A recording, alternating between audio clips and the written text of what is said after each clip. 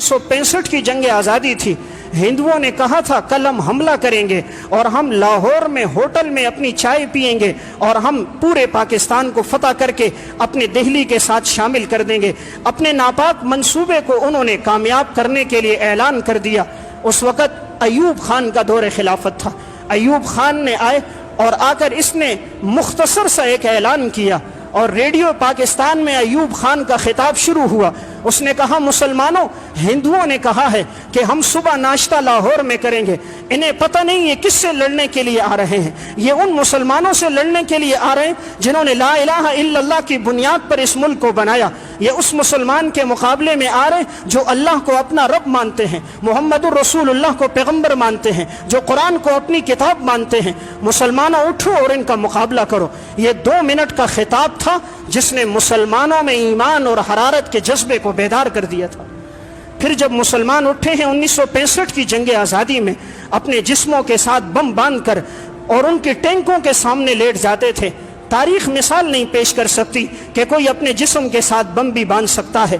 جیسے یہ اعلان ایوب خان نے کیا تھا، 17 دن جنگ ہوئی ہے، 17 دن میں ایک واقعہ چوری کا نہیں ہوا، 17 دن میں ایک واقعہ شراب نوشی کا نہیں ہوا، 17 دن میں ایک واقعہ زنا کا پیش نہیں آیا، 17 دن میں ایک واقعہ مال لوٹنے کا پیش نہیں آیا. پاک فوج کے ساتھ لڑنے والے یہی مسلمان تھے.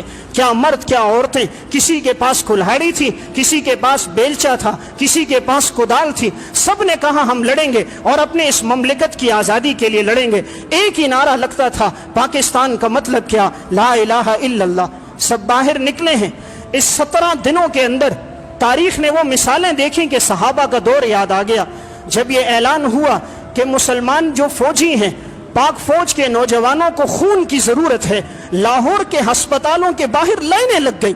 کیا نوجوان، کیا بوڑھے، کیا مرد، سب نے اپنے آپ کو پیش کر دیا، ہمارے جسموں سے خون لو اور پاک فوج کے ان نوجوانوں کو خون دو.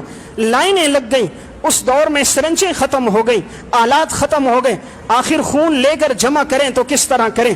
تو اس وقت انہوں نے سب کے نام لکھے، اگر ہمیں خون کی ضرورت پیش آئی تو ہم تم سب کو بلا دیں گے.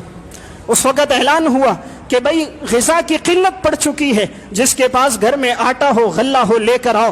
ہر مسلمان گھر میں گیا، کوئی 10 کلو آٹے کی بوری لے کر آ رہا ہے، کوئی ہاتھوں میں آٹا اور غلہ لے کر آ رہا ہے.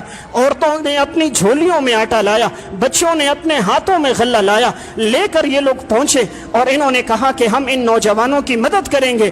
17 دن کے اندر تاریخ نے وہ مثال بتا دی، کوئی نوجوان ایسا نہیں تھا جس کے دل میں جذبہ جہاد سرشار نہ ہو. اللہ نے مسلمانوں کو فتح دی.